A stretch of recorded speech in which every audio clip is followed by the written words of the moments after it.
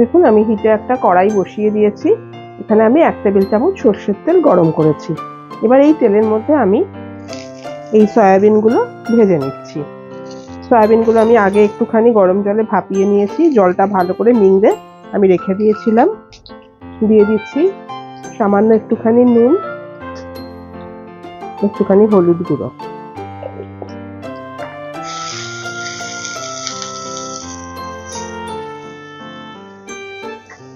যে কোনো দিন রাত্রিবেলায় কিন্তু আপনারা সয়াবিনের এই সবজিটা বানিয়ে নিতে পারেন।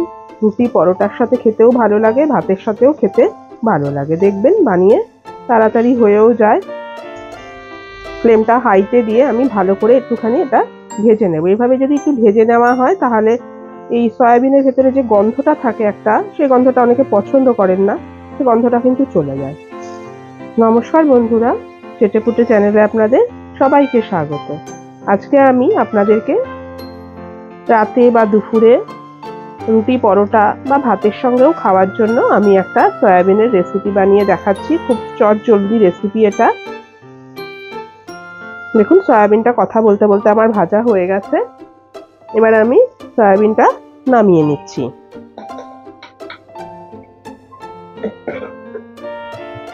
দেখুন সয়াবিনটা আমি নামিয়ে দিয়েছি। তারপরে কড়াইতে আমি 1.5 টেবিল চামচ সরষের তেল গরম করেছি। এবার এখানে আমি দিয়ে দিচ্ছি 1/2 টিস্পুন মতো গোটা জিরে। জিরেটা হয়ে গেছে। এবার এখানে আমি কিছু বাটা মশলা দিচ্ছি। প্রথমেই আমি দিচ্ছি 2 টেবিল চামচ পেঁয়াজ আর টমেটো বাটা,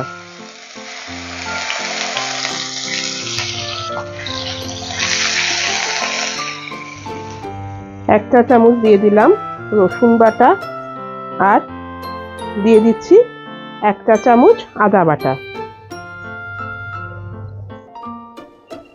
ভালো করে মিশিয়ে নিচ্ছি। 1/2 টিস্পুন দিয়ে দিচ্ছি হলুদ গুঁড়ো, 1 টিস্পুন দিয়ে দিচ্ছি ধনে গুঁড়ো। ধনে গুঁড়োটা একটু বেশি যাবে। আর 1/2 টিস্পুন দিয়ে দিচ্ছি আমি জিরে গুঁড়ো।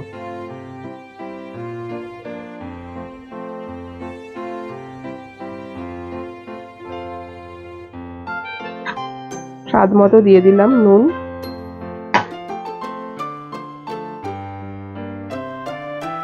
সামান্য একটুখানি জল দিয়ে দিচ্ছি যাতে মশলাটা না পুড়ে যায়। ফ্লেমটা একদম কমে আছে আমার।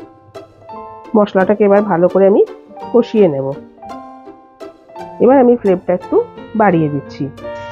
আমি এখানে কোনো লঙ্কার গুঁড়ো কিন্তু দিইনি। আমি 2টো কাঁচা পাকা লঙ্কা এখানে কেটে দিয়ে দিলাম। আপনারা চাইলে একটু লঙ্কার গুঁড়ো দিতে পারেন। এবারে আমি ভাজা সয়াবিনগুলো দিয়ে দিচ্ছি।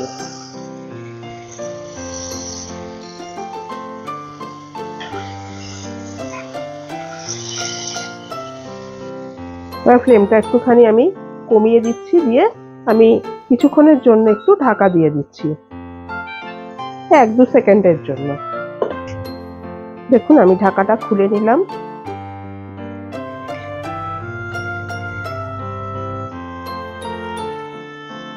এবারে আমি দিয়ে দিচ্ছি এখানে সস। সসের মধ্যে দেখুন আমি এখানে এরকম 1 চা চামচ টমেটো সস, 1 চা চামচ সয়া সস একটু জল দিয়ে আমি গুলে নিয়েছি। এটা আমি এখানে অ্যাড করে দিচ্ছি। বাটিটা ধুয়ে সামান্য একটু জলও আমি দিয়ে দিচ্ছি। ফ্লেমটা একটু বাড়িয়ে দিলাম। এবার আমি ভালো করে মিশিয়ে নিচ্ছি।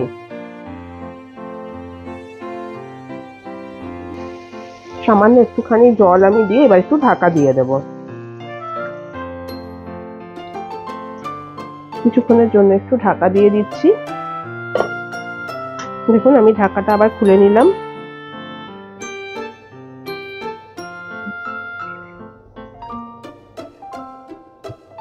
এটা আমার প্রায় হয়ে এসছে। এবার আমি নামিয়ে দিচ্ছি।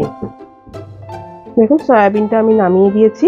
দিয়ে এখানে 1 চা চামচ সরষের তেল আমি গরম করেছি। তেলটা গরম হয়ে গেছে।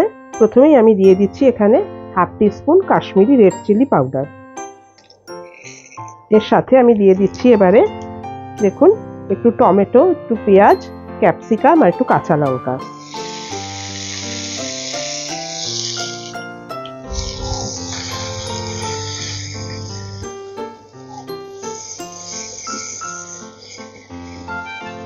সামান্য একটুখানি নুন দিয়ে দিলাম, খুব অল্প দেবেন।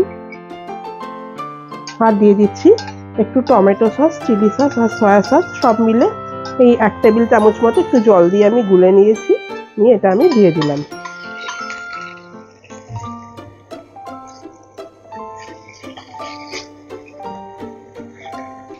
ফ্লেমটা একদম হাইতে করে দিয়েছি। এবার এর সাথে আমি সয়াবিনটা মিশিয়ে দিচ্ছি।